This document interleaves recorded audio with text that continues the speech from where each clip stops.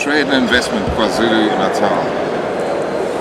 What are the opportunities for trade and investment when it comes to agriculture in KwaZulu-Natal, the fertile province? Good morning. Yes, trade and investment KwaZulu-Natal is a provincial trade and investment promotion agency, and we have identified as per the NDP as well as per our PGDS agriculture as one of our main sectors, and that is mainly, as you are aware, we've got vast land, productive land within KwaZulu-Natal, but also we've got a very good conducive soils for growing certain crops, but also we've got on average good conditions of rainfall to be able to sustain our agricultural sector. Now, if you look at the opportunities that we have identified within the agriculture space, we are talking about crop plantation, and from crop plantation, as you know, we are very big on sugarcane. We've got tomato hullet then, and with vast pieces of land for mainly sugarcane. And we also have got citrus plantation in an area around Melmoth, where we plant citrus fruits for export purposes. We are also very big on other fruits like banana. As you know, Durban is known as a banana land. So there are vast pieces of land that are producing banana for exports. And then poultry, as well as goat farming. And if you go up to the Zululand area, that's where we have got a lot of cattle farming and farms producing beef products, as well as piggery products. So in terms of agriculture, there is a diverse opportunities, and we are working with both commercial farmers as well as small farmers. When it comes to small farmers, how do you help them move up the value chain? Yeah, that's a very interesting discussion, and I'm coming out of a session right now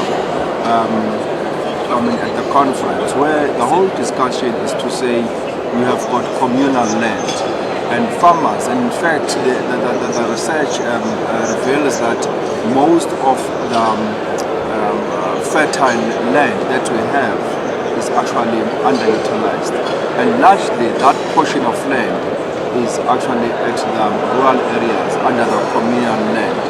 Now, how do we then sustain one?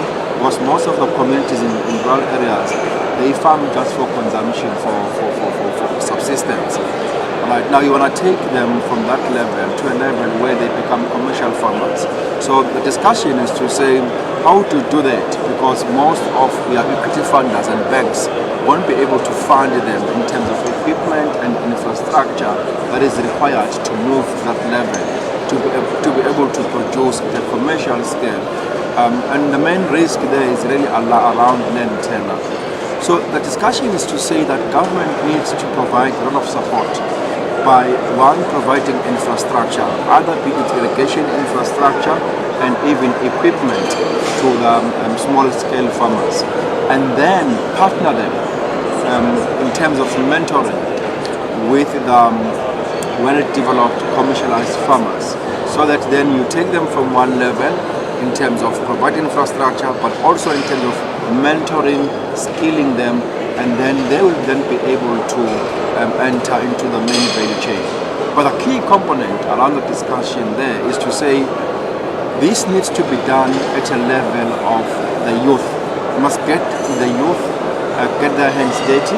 They must get to study, but also get to practice farming at a particular scale. Then over time and over years, they grow as grown-up farmers. So it's then a process that needs intervention from both government and private sector. One thing that the youth like is technology. Is the use of smart technology something that you're focusing on as well? Yeah, I mean, yesterday also there was a very robust discussion in the conference around the role of innovation and technology in farming practices. It looks like these days farming can't be going forward, can't be as we do it now. I mean, there are a number of creative ways of farming.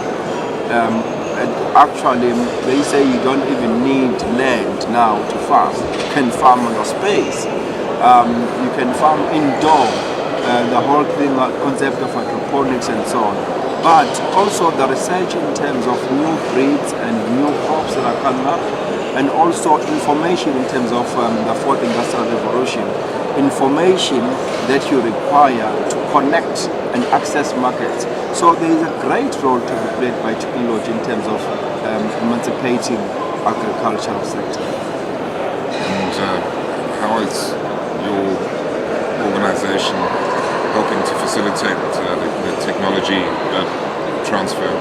We work closely with CSIR and TIA, which is a technology institute, in terms of learning, but also in terms of partnering with regards to new technology developments in agriculture, but also in other sectors, with the hope of being able to take those new researched, but also new technology advancements to youth, but also to the farmers that are currently practicing farming.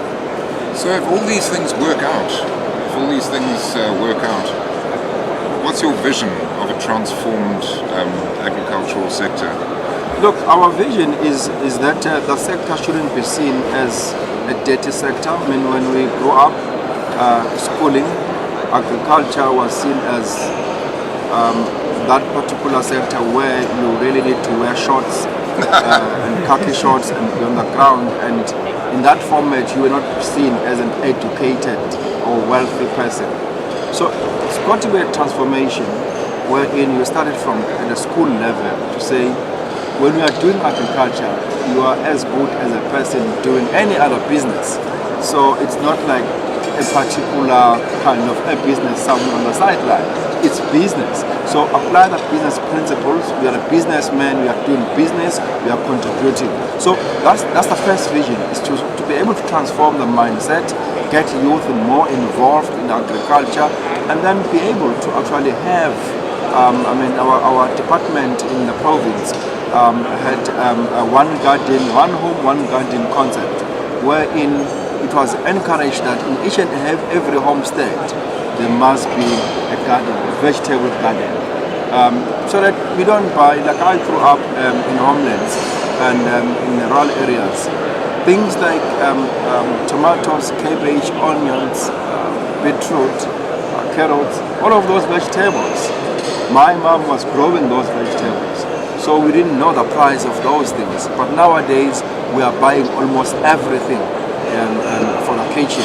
So back to basics, basically, and get our youth involved. So I think the long-term vision really is to be able to produce double our production in the KZN, but also get involved in new technologies. I mean, if you go to Dubai Trade Port, which is one of our special economic zones in KwaZulu-Natal, they are focusing on agriculture, but high-level tech type of agriculture, using hydroponics, but also planting flowers and so on. So you really want to get our youth involved in those kind of activities and initiatives. Back to basics, but with a smart approach. Exactly. Thanks very much. That's the concept. Thank you.